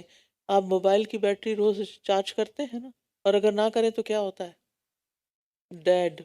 ایسے ہی اگر ہم علم کے ساتھ، علم کی مجلسوں کے ساتھ، مساجد کے ساتھ تعلق کے ساتھ اپنے ایمان کو مضبوط نہیں کرتے، اوپر نہیں لے جاتے، تو واپس وہ ریڈ لائن پہ آ جاتا ہے۔ لہٰذا بھرپور کوشش کرنی ہے عبادت کی بھی، اور اس کے ساتھ ساتھ علم کی مجالس، قرآن کی مجالس کی پابندی کی بھی، کیونکہ دل کی حالت بدلتی رہتی ہے، اس لیے استقامت کی ضرورت ہوتی ہے۔ نبی صلی اللہ علیہ وسلم اکثر یہ دعا پڑھتے تھے، یا مقلب القلوب ثبت قلبی علی دینک، اے دلوں کو الٹ پلٹ کرنے والے، میرے دل کو اپنے دین پر ثابت قدم رکھ۔ تو حقیقی مومن وہ ہے جو غیب پر ایسے ایمان لائے جیسے وہ اپنی آنکھوں سے دیکھ رہا ہو۔ ابھی جو میں نے قیامت کے دن کا منظر آپ کے سامنے رکھا، تو کیا ہے، اس کو ایسے سمجھے کہ جیسے ہم وہاں کھڑے ہیں، اور اس وقت ہمیں نور چاہیے، اور وہ نور ابھی وقت ہے کہ ہم اپنے لیے تیار کر لیں۔ اور پھر آپ دیکھیں کہ ایمان بڑھتا ہے احسان کے ساتھ، اور احسان کیا ہوتا ہے؟ ان تعبد اللہ کانک تراہ، اللہ کی ایسے عبادت کرو گویا کہ تم اللہ کو دیکھ رہے ہو۔ فَإِن لَمْ تَكُنْ تَرَاهُ فَإِنَّهُ يَرَاكَ، اور اگر تم اسے دیکھ نہیں رہے تو وہ تو تمہیں دیکھتا ہے۔ فرشتوں کے بارے میں سن کر، جان کر ایسے محسوس کرنا جیسے وہ قریب ہی ہیں، ان کی پریزنس کو فیل کیا کریں۔ فرشتوں پر ایمان میں کیا کرنا ہے؟ ان کی پریزنس کو فیل کرنا ہے۔ میں جب جمعے کے دن نماز پڑھتی ہوں نا، تو یقین مانے کہ بیچ میں کچھ لمحے ایسے آتے ہیں نماز کے دوران، جیسے رکوع اور سجدے میں یوں لگتا ہے جیسے واقعی فرشتے نازل ہو رہے ہیں۔ اتنی سیرینٹی، اتنا پیس، اتنا سکون جو پورے ہفتے میں کسی اور جگہ محسوس نہیں کرتی، وہ اس وقت۔ تو انشاءاللہ رمضان میں آپ تراویح پڑھنے جائیں گے نا، تو آپ محسوس کریں گے، دورہ قرآن اٹینڈ کریں گے، آپ محسوس کریں گے کہ آپ فرشتوں کی پریزنس میں۔ اور ویسے بھی آپ دیکھیں کہ ہر وقت تو دائیں اور بائیں ہمارے ہیں نا، تو کوئی بات کرنے لگے تو یہ نہ سوچے کون دیکھ رہا ہے، کون سن رہا ہے، سوچے اوہ میرے تو رائٹ سائڈ پہ بھی بیٹھا ہوا اور لیفٹ پہ بھی، وہ سن رہے ہیں، وہ دیکھ رہے ہیں، وہ ہمارے حق میں کیا گواہی دیں گے۔ جب کوئی نہیں ہوتا فرشتے ہمارے ساتھ ہوتے ہیں، جب کوئی نہیں ہوتا اللہ ہمیں دیکھ رہا ہوتا ہے۔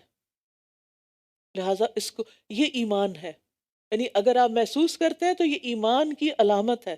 یہ انڈیکیٹر ہے اس بات کا کہ آپ واقعی فرشتوں پر ایمان رکھتے ہیں.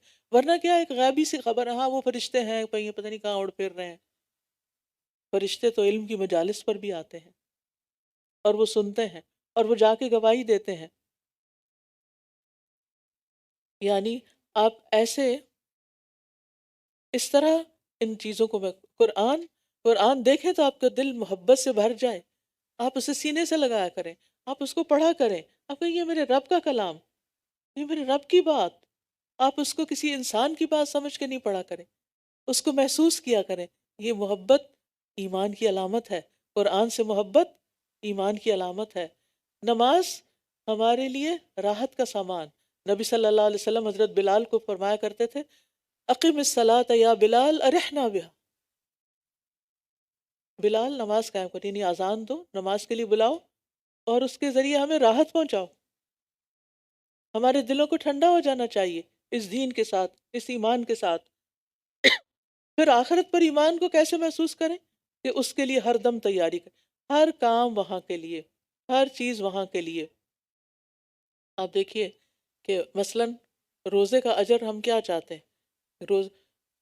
رمضان کے بعد جب عید آتی ہے نا، لوگ کیا باتیں کر رہے ہوتے ہیں، سارا مہینہ میں نے فلاں چیز نہیں کھائی، دیکھو سکیل وہیں کا وہیں ہے.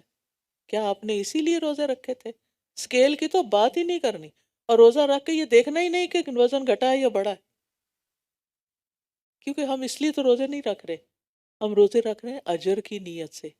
لہٰذا اپنی نیتوں اور نیتوں کے ساتھ اپنی گفتگو کو بھی ٹھیک کرنا ہے. اللہ تعالیٰ قیامت کے دن ہر ایک کو اس کا حق پورا پورا دے دے گا.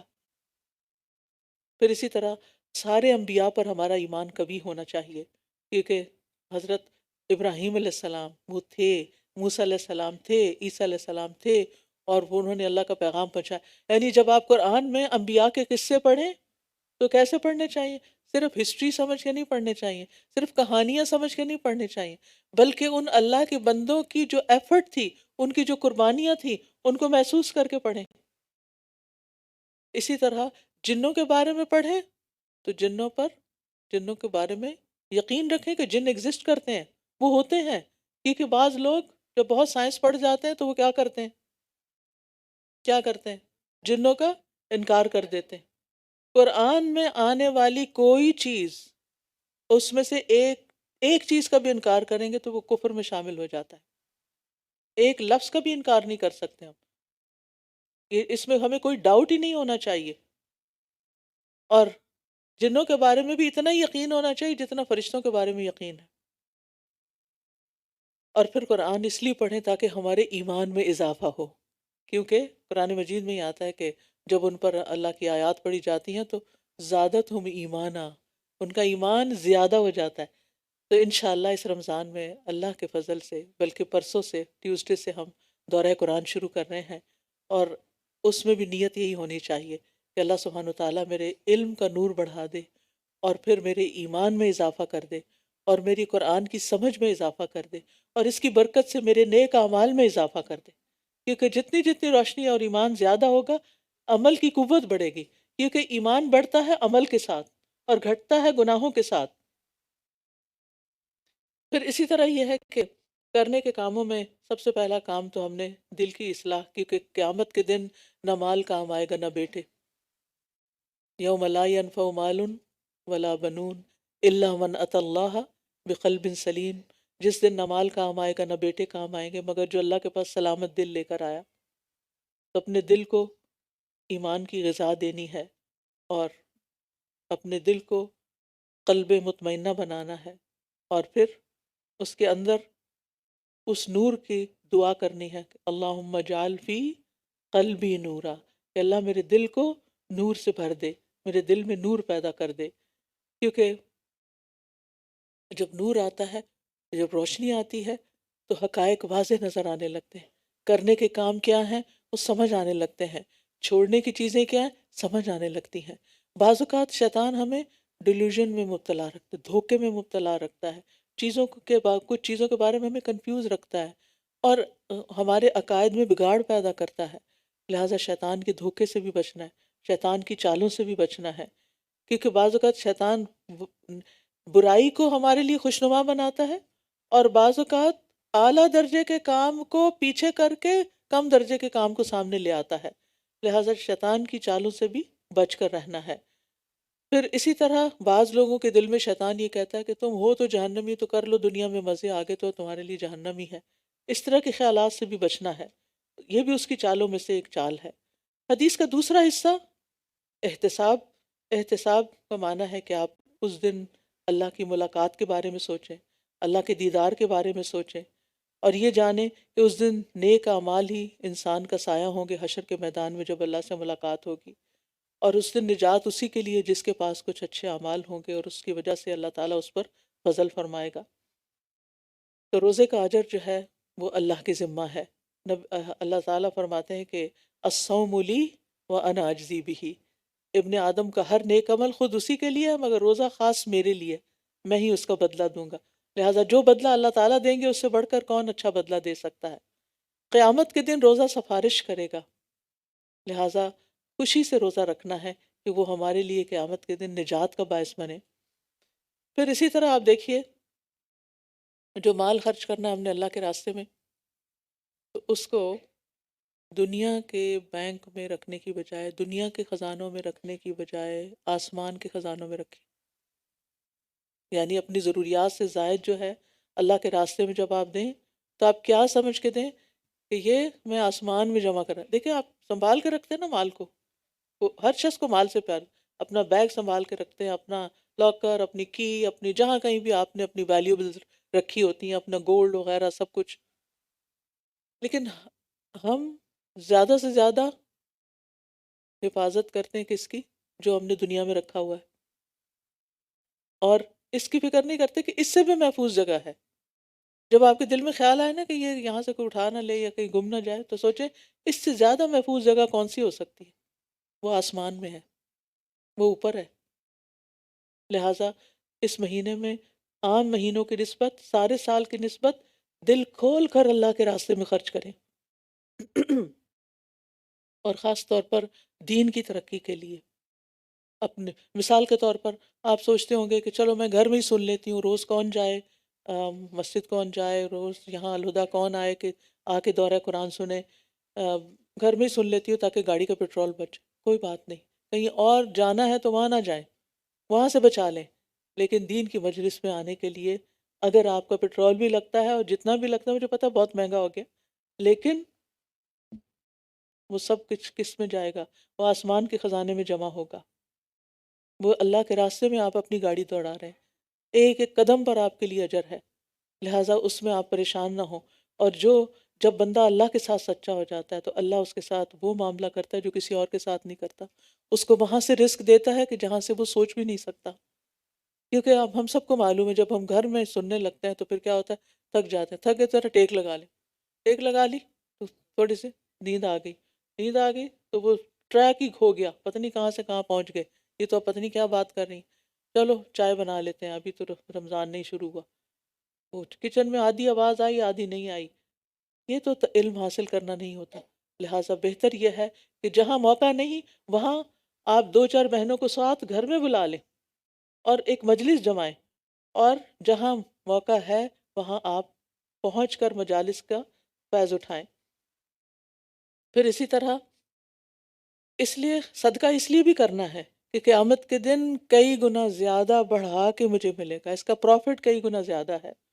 من ذا الذی یقرض اللہ قرضا حسنا فیضاعفہ لہ واجر کریم، کون ہے جو اللہ کو قرض حسنہ دے پھر وہ اس کے لیے دگنا کر دے اور اس کے لیے عزت والا اجر ہے۔ اور پھر احتساب کا مطلب کیا ہے؟ ہر نئی کام اس لیے کرنا ہے کہ مجھے اس کا اجر آخرت میں ملے، اور میں اس کے بدلے میں اللہ کا چہرہ چاہتی ہوں۔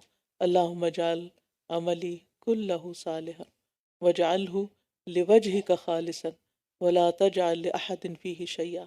اللہ صرف آپ کے لیے، صرف آپ، اونلی فار یو، جب بھی کوئی کام کریں، چاہے گھر کا کریں، چاہے آپ دین سیکھنے کے لیے نکلیں، تو بس اپنے آپ کو یہ ریمائنڈر دیتے رہیں، یا رب only for you, only yours, یہ سب کچھ آپ کے لیے ہے۔ اور یہ سچے دل سے کہیں، کیونکہ ایمان سچائی کا محتاج ہے، اور سچائی یہ ہے کہ ہم اپنے ساتھ بھی سچے ہوں، ہم اللہ کے ساتھ بھی سچے ہوں کہ جو کہہ رہے ہیں واقعی وی مین اٹ، اور ہم لوگوں کے ساتھ بھی سچے ہوں۔ اور اس میں آپ دیکھیے کہ بہت سے ایسے واقعات آتے ہیں جس سے پتہ چلتا ہے کہ لوگوں کے لیے دنیا میں ان کی سچائی کی وجہ سے اللہ نے ان کو خیر سے نوازا۔ وہ جو 3 لوگ تھے نا جو کسی غار میں پھنس گئے تھے، تو اس وقت انہوں نے جو اپنے نیک اعمال پیش کیے تھے ان میں سے ایک سچائی بھی تھی، کیونکہ یہ لوگ سچائی کے ساتھ وہ سب نیک عمل کر رہے تھے، اخلاص کے ساتھ کر رہے تھے۔ پھر اسی طرح اپنے قول میں سچا ہونا، اپنے فرائض کی ادائیگی میں سچا ہونا، اور اس سچائی سے انسان کے اندر ایمان بڑھتا ہے۔ اپنے ارادوں میں سچا ہونا، ارادوں میں سچا ہونا کیا ہے؟ جب ارادے میں انسان سچا ہوتا ہے نا تو اس کے اندر سستی نہیں آتی، پھر وہ ڈھیلا نہیں پڑتا، پھر وہ پیچھے نہیں رہتا، پھر وہ ہمت نہیں ہارتا۔ ورنہ اگر سستی آ جائے تو پھر کہتا ہے اچھا پھر بعد میں کر لوں، انشاءاللہ اگلے سال کر لوں گی، پھر صحیح کبھی، ابھی مشکل ہے۔ نہیں، اپنے ساتھ جب نیت کر لی تو بس اب کر کے دکھائیں۔ پھر آپ دیکھیے کہ رمضان میں ہر روز آپ نے اپنا ایمان چیک کرنا ہے، بڑھ رہا ہے گھٹ رہا ہے، بڑھ رہا ہے گھٹ۔ آپ میں سے بہت سے لوگ اپنا بی پی روز چیک کرتے ہوں گے، شوگر چیک کرتے ہوں گے، ڈیلی روٹین میں ہے۔ اس کو بھی روٹین میں رکھیے، اپنے اندر جائزہ رکھیے، جھانکتے رہیے، بڑھ رہا ہے گھٹ رہا ہے، زیادہ ہو رہا ہے کم ہو رہا ہے، کیونکہ زیادہ ہونے کی علامت کیا ہے کہ آپ کا عمل اور زیادہ ہو جائے گا، آپ اور خوشی سے کام کریں گے، آپ کے دل کے اندر کا اطمینان بڑھنا شروع ہو جائے گا، آپ کے دل کے اندر ایک ٹھنڈک پیدا ہونی شروع ہو جائے گی۔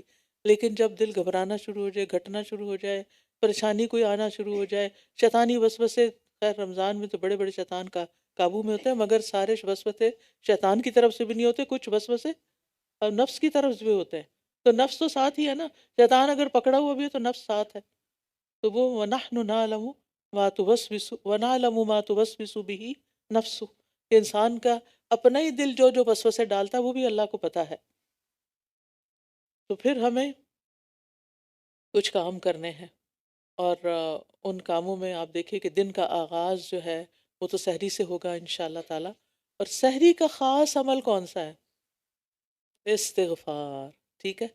اس وقت یہاں پر ایک استغفار کا کارڈ بھی ملتا ہے، اس کی ایک دعا یاد کر لیں، ہر روز اس کو ریپیٹ کر سکتے ہیں، یا جو بھی اپنے کچن میں استغفر اللہ کہیں لکھ کے لگا دیں تاکہ آپ کی نظر پڑے۔ ورنہ کیا ہوتا ہے، کاموں کی اتنی جلدی ہوتی ہے، کبھی فریج کھول رہے ہیں، کبھی اوون کھول رہے ہیں، کبھی کچھ کر رہے ہیں، کبھی ٹیبل لگا رہے ہیں، کبھی جگا رہے ہیں گھر والوں کو، اتنی ابڑ دبڑ ہوتی ہے کہ وہ استغفار ہی بھول جاتی ہے، ٹھیک ہے؟ تو آپ نے کیا کرنا ہے؟ خاموشی کے ساتھ، کچھ لوگ تلاوت لگا لیتے ہیں، وہ بھی ٹھیک ہے، لیکن یہ تو استغفار کا وقت ہے، وَبِالْأَسْحَارِ هُمْ يَسْتَغْفِرُونَ، تو استغفار کے ساتھ دن کا آغاز کرنا ہے۔ آذان ہوئی تو کیا کرنا ہے؟ آذان کا جواب دینا ہے، جواب دے کے کیا کرنا ہے؟ دعا مانگنی بھولنا نہیں۔ کون سی دعائیں مانگنی ہے؟ صرف دنیا کی، آخرت کی بھی، درود شریف پڑھ کے اذان کے بعد کی دعا پڑھ کے پھر آپ نے کیا کرنا ہے؟ آپ نے اپنی آخرت اور دنیا دونوں کے لیے دعا کرنی ہے۔ پھر اس کے بعد آپ نے کیا کرنا ہے؟ نماز پڑھنی ہے۔ نماز پڑھنے کے بعد کیا کرنا ہے؟ قرآن کا اذکار کرنے ہیں، پر اذکار سورج نکلنے سے پہلے ہو جانے چاہیے، صبح کے اذکار، ٹھیک ہے؟ اور ایک تسبیح سبحان اللہ و بحمدہ کی، اور ایک تسبیح لا الہ الا اللہ کی، ٹھیک ہے؟ پھر اس کے بعد سورج نکل آیا ہے، سورج نکل آیا ہے، سورج نکلنے تک آپ قرآن کی تلاوت کرتے رہیں، اور پھر دن کا آغاز جب قرآن کی تلاوت سے ہو تو آپ کو یوں لگے گا جیسے آپ نے بہت کچھ روحانی ناشتہ کر لیا، آپ کے دل کے اندر ایک ایمان کی لہر آ جائے گی۔ پھر اس کے بعد آپ کیا کریں؟ چاشت، اشراق، اشراق کے نفل پڑھیں، اور پھر اس کے بعد اگر آپ نے آرام کرنے کا موقع ہے تو آرام کریں، کام پہ جانا تو کام پہ جا کے واپس آ کے آرام کریں۔ ابن رجب کہتے ہیں ام المومنین عائشہ رضی اللہ عنہا رمضان المبارک میں صبح کے وقت مصحف کی تلاوت کرتی، اور جب سورج طلوع ہوتا تو سو جاتی، یعنی بعد میں پھر آرام کرتی۔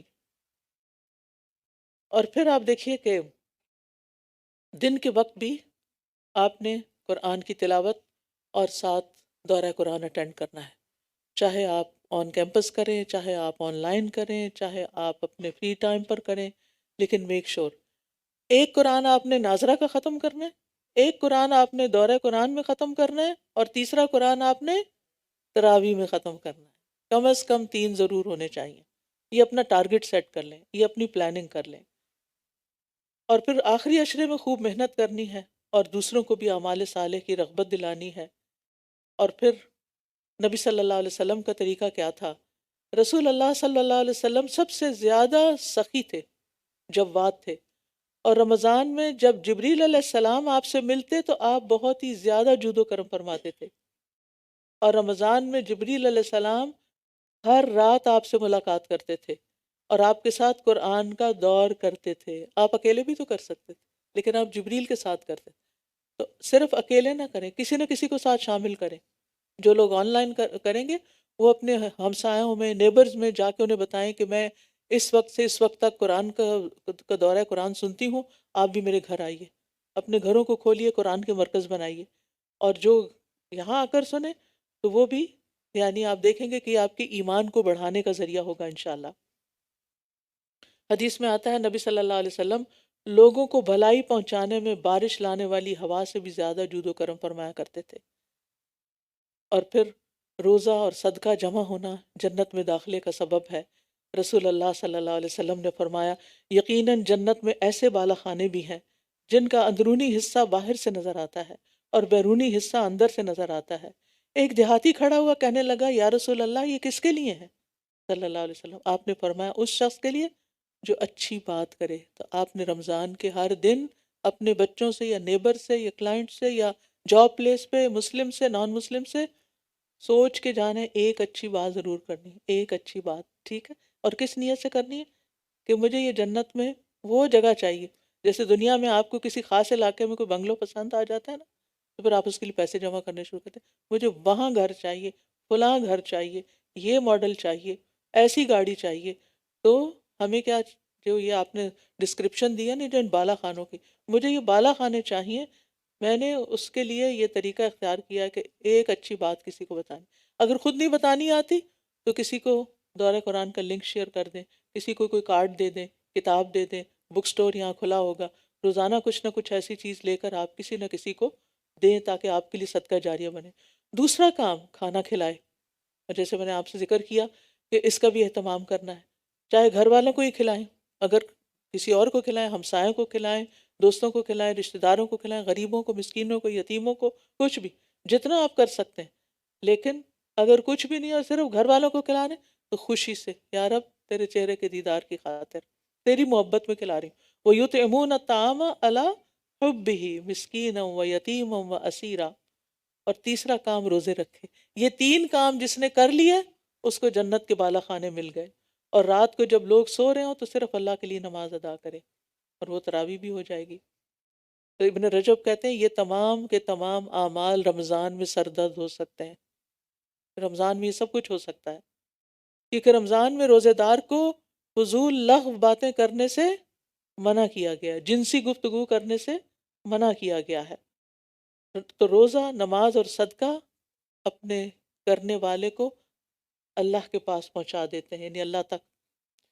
اور بعض سلف کہتے تھے نماز نمازی کو آدھے رستے تک لے جاتی ہے، روزہ بادشاہ کے دروازے تک پہنچاتا ہے، اور صدقہ ہاتھ پکڑ کر اندر داخل کر دیتا ہے۔ تو یہ تینوں کام کرنے ہیں۔ پھر عید کے دن بھی نیک اعمال کرنے ہیں، فرائض اور نوافل کا اہتمام کرنا ہے، اور جمعے کی تیاری یعنی جمعہ پڑھنے کی آپ نے ضرور کوشش کرنی ہے۔ الحمدللہ یہاں بہت ہی اچھا خطبہ ہوتا ہے، انگلش میں بھی ہوتا ہے، اردو میں بھی، اور مختصر وقت میں ختم ہو جاتا ہے۔ 1:30 یہاں جمعے کی نماز کا وقت ہے، تو یو آر موسٹ ویلکم۔ پھر اسی طرح یہ ہے کہ قوت کے ساتھ عمل کرنا ہے، بد دلی کے ساتھ عمل نہیں کرنا، ایمان بڑھانے والے کام کرنے ہیں۔ زیادت الایمان بالعلم و زیادت الایمان بالعمل۔ زیادت الایمان بالعلم، علم کے ذریعے ایمان بڑھانا ہے، اور عمل کے ذریعے ایمان بڑھانا ہے، اور تیسری چیز کائنات میں غور و فکر کے ذریعے۔ تو عبادت میں اضافہ چاہتے ہیں تو اپنے اندر شکر پیدا کریں۔ اللہ جب بھی نماز پڑھ لیں نا اچھی سے، اللہ تیرا شکر تو نے آج کا روزہ بڑا اچھا کروا دیا، آج کی نماز بڑی اچھی ہوگی، اللہ تیرا شکر، اللہ تیرا شکر۔ ہر نیک کام کر کے شکر ادا کرنا تاکہ مزید نیک کام کر سکیں، کیونکہ نیکیوں کی توفیق اللہ ہی دیتا ہے۔ اور ایک اور کام کرنا ہے، چھپے ہوئے نیک عمل کرنے ہیں جو کسی کو بھی نہ پتا ہو، کسی کو پتہ ہی نہ چلے، خاموشی سے، کیونکہ سلف صالحین جو تھے وہ اپنے اعمال کو مخفی رکھتے تھے۔ مثلا اس کا طریقہ کیا ہے؟ کوئی آپ سے پوچھے اچھا اس رمضان میں آپ نے کتنا قرآن پڑھا ہے؟ آپ کہیں گے میں نے تو 3 پڑھ لیے ہیں، 5 پڑھ لیے ہیں وغیرہ، آپ نہیں بتانا چاہتے، اگر نہیں بتائیں اور آپ غلط بتائیں تو جھوٹ ہوگا، اور اگر بتائیں تو کیا بتائیں؟ انہوں نے کہا بس جو اللہ نے توفیق دی پڑھ لیا، ظاہر مت کریں کہ کتنا پڑھ، کتنا صدقہ کیا، کس کو دیا، کہاں دیا، چپکے سے یہ باکسز رکھے ہوئے، چپکے سے مٹھی بند کر کے ڈال دیں، کسی کو نہیں پتا کس کیا دیا، اللہ کو صرف پتا ہے۔ تو خفیہ عمل، آپ کے اور اللہ کے بیچ میں کچھ سیکرٹس ہونے چاہیے، راز ہونے چاہیے، وہ صرف قیامت کے دن جا کے کھلیں، یہاں کسی کو نہ پتہ چلے۔ اور ہر نیک عمل کرنے کے بعد دعا، اس کے قبول ہونے کی بھی دعا کرنی ہے کہ یا اللہ تو ہم سے قبول کر لے۔ تو رمضان مبارک مہینہ، برکت کا معنی ہوتا ہے کسی خیر کا بڑھنا، اور اس لیے اس میں زیادہ سے زیادہ خیر کمانا ہے۔ ہر روز ایک فرشتہ پکارتا ہے، جب رمضان کا مہینہ آتا ہے تو کیا کہتا ہے؟ یا باغی الخیر ابشر و یا باغی الشر اقصر حتی ینقضی رمضان، اے خیر کے طالب آگے بڑھ، اے شر کے طالب رک جا، یہاں تک کہ رمضان ختم ہو جاتا ہے۔ نمازوں میں، نمازوں کی حفاظت بھی کرنی ہے، اول وقت پڑھنے ہیں، فرائض، سنتیں، نوافل، رات کا قیام، اس پر آپ نے توجہ کرنی ہے، قرآن سے زیادہ سے زیادہ تعلق جوڑنا ہے۔ امام مالک جو تھے جب رمضان آتا تھا حدیث کی مجلس بند کر دیتے تھے اور صرف قرآن کے ساتھ لگ جاتے تھے، اور پھر قرآن کی تلاوت کا تو آپ کو معلوم ہی ہے، ان الذین یتلون کتاب اللہ واقاموا الصلاۃ وانفقوا مما رزقناہم سرا وعلانیہ یرجون تجارتا لن تبور، جو لوگ اللہ کی کتاب کی تلاوت کرتے ہیں اور انہوں نے نماز قائم کی اور جو ہم نے انہیں دیا ہے اس میں سے پوشیدہ اور ظاہر خرچ کیا، وہ ایسی تجارت کی امید رکھتے ہیں جو کبھی برباد ہی نہیں ہوگی، وہ ایسا بزنس ہے جو کبھی خسارے میں نہیں جائے گا۔ اور پھر آپ دیکھیے کہ نبی صلی اللہ علیہ وسلم نے فرمایا بے شک کوئی ایسی چیز نہیں جو زیادہ افضل ہو جس کے ذریعے تم اللہ کی طرف رجوع کر سکو سوائے اس کے جو اللہ کی طرف سے آئی ہے، یعنی قرآن۔ تو قرآن کو لازم پکڑنا ہے، یہ اللہ تعالیٰ کے قرب حاصل کرنے کا ذریعہ ہے۔ اور دوسرا قرب سجدے میں ہوتا ہے نا، سب سے زیادہ انسان کس میں ہوتا ہے قریب اللہ کے؟ سجدے کی حالت میں۔ لہٰذا سجدہ اور تھکاوٹ کے باوجود رات کا قیام اللہ تعالیٰ توفیق دے دیتا ہے۔ اور قیام میں نبی صلی اللہ علیہ وسلم کا قیام کتنا ہوتا تھا؟ پاؤں پر، پنڈلیوں پر ورم آ جاتا تھا، تو جب آپ کی پنڈلیوں اور پاؤں پہ ورم آئے آپ خوش ہویا کریں، کہیں یہ تو نبی صلی اللہ علیہ وسلم کی سنت ہے، اللہ نے مجھے بھی چن لیا، کیونکہ بعض لوگوں کے زیادہ آ جاتا ہے، بعض لوگوں کا کم ہوتا ہے۔ اور ایک اور آخری چیز، خوب خوب دعائیں کرنی ہیں، اٹھتے بیٹھتے چلتے پھرتے جو جو چاہیے اللہ سے مانگتے جائیں، کیونکہ روزہ دار کی دعائیں قبول ہوتی ہیں۔ ابھی جو آپ نے آیت سنی تھی جس میں اللہ تعالیٰ فرماتے ہیں جب میرے بندے تجھ سے میرے بارے میں سوال کریں تو بے شک میں قریب ہوں، پکارنے والے کی دعا قبول کرتا ہوں جب وہ مجھے پکارتا ہے، تو لازم ہے کہ وہ میری بات مانے اور مجھ پر ایمان لائیں تاکہ وہ ہدایت پا جائے۔ تو نبی صلی اللہ علیہ وسلم نے فرمایا 3 لوگوں کی دعا رد نہیں ہوتی، الصائم حتی یفطر، روزہ دار کی حتیٰ کہ افطار کر لے۔ تو رمضان کے ہر دن اور رات میں دعا قبول ہوتی ہے، ٹھیک ہے؟ نبی صلی اللہ علیہ وسلم فرمایا ہر مسلمان کی رمضان کے دن اور رات میں ایک دعا ایسی ضرور ہوتی ہے جو قبول ہو جائے، یعنی اگر ساری نہ بھی ہو کوئی ایک ہو جائے گی، پتہ نہیں وہ ایک ہونے سے کتنا ہم پار لگ جائیں۔ اور لیلۃ القدر میں خصوصی طور پر آخری عشرے میں اور پھر طاق راتوں میں اور لیلۃ القدر میں، اللہم انک عفو تحب العفو فاعف عنا، پھر لوگوں کے پھر اور ساتھ ساتھ صدقہ خیرات میں روزے افطار کرانا، دن میں بھی خرچ کرنا، رات میں بھی کرنا ہے، کیونکہ قرآن مجید میں آتا ہے الذین ینفقون اموالهم باللیل والنہار، وہ لوگ جو اپنے مال دن کو بھی خرچ کرتے ہیں رات کو بھی کرتے ہیں۔ تو رات کو عام دنوں میں تو نہیں ہم کر سکتے، تو رمضان میں کیا ہوتا ہے مسجد جاتے ہیں، تو آپ پہلے سے ہی چینج لا کے رکھ لیں، اور جب نکلنے لگے تو ساتھ لے جائیں اور مسجد کے باکس میں ڈیلی ڈالیں، چاہے $1 ڈالیں، چاہے 50 سینٹ ڈالیں، لیکن ڈیلی کریں، کوئی پتہ نہیں کس دن کا کتنا قبول ہو جائے۔ جی،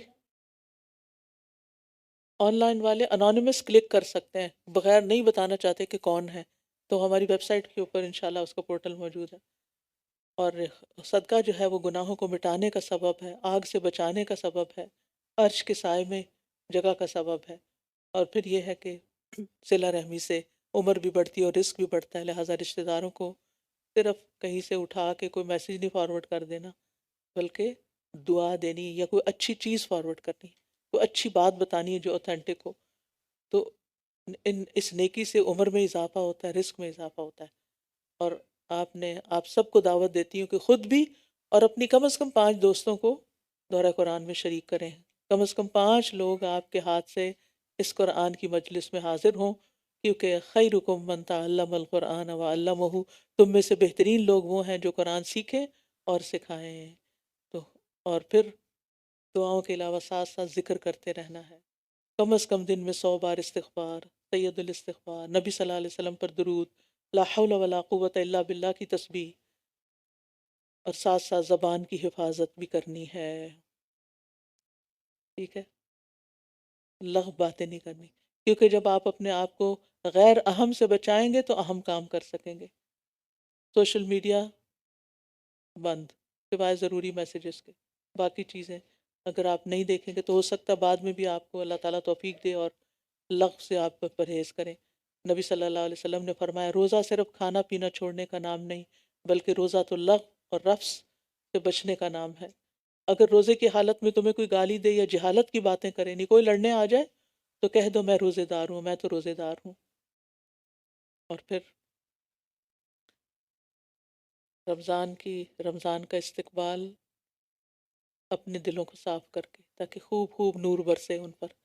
تو اللہ تعالیٰ سے دعا ہے کہ اللہ تعالیٰ ہمارے ایمان میں اضافہ کرے اور ہمارے نور میں اضافہ کرے، ہمارے علم میں اضافہ کرے، ہمارے عمل میں اضافہ کرے، اور رمضان اس طرح گزرے کہ ہمارے پچھلے سارے گناہ معاف ہو چکے ہوں، ہمارے گناہوں کے بوجھ ہٹ چکے ہوں۔ اللہ تعالیٰ اس کی برکت سے ہمیں ہماری دنیا کے کاموں کو بھی بہترین کر دے، ہمیں صحت اور عافیت عطا فرمائے، اور ہمیں نیکی کے مواقع سے بھرپور فائدہ اٹھانے کی توفیق دے۔ اللہ ہماری اولادوں، ہماری نسلوں کا ایمان بھی مضبوط کر دے۔ اللہ انہیں ہمارے لیے صدقہ جاریہ بنا دے، اور ہمیں اپنے والدین کے لیے صدقہ جاریہ بنا دے۔ اللہ ہماری نمازوں میں خشوع پیدا کر دے، ہمارے ہر نیک عمل میں اخلاص پیدا کر دے۔ اللہ سبحانہ وتعالیٰ دنیا بھر کے مسلمانوں کی مدد فرمائے، خاص طور پر غزہ کے مسلمانوں کی جو اس وقت قسم و پرسی کے حالت میں ہیں۔ اللہ ان پر اپنی رحمت نازل کرے اور ان کی تکلیفوں کو دور کر دے اور ان کو اجر عظیم عطا کرے۔ اللہ تعالیٰ ان ساری آنے والی بہنوں کا آنا قبول فرمائے، ان سب کے دکھ درد غم تکلیفیں پریشانیاں دور فرمائے، اور مستقل مزاجی کے ساتھ اور ثابت قدمی کے ساتھ آتے رہنے کی توفیق عطا فرمائے۔ اللہ تعالیٰ ہم سے اس کو قبول کرے اور ہماری نیتوں میں اخلاص پیدا کر دے، اور انتظامیہ کو اللہ تعالیٰ بہترین جزائے خیر دے جو آنے والوں کا استقبال کرتے ہیں اور ان کے لیے جگہ تیار کرتے ہیں۔ اللہ سبحانہ وتعالیٰ ہم سب سے راضی ہو جائے۔ وآخر دعوانا ان الحمد للہ رب العالمین۔ سبحانک اللہم و بحمدک، اشہد ان لا الہ الا انت، استغفرک و اتوب الیک۔ السلام علیکم ورحمۃ اللہ وبرکاتہ۔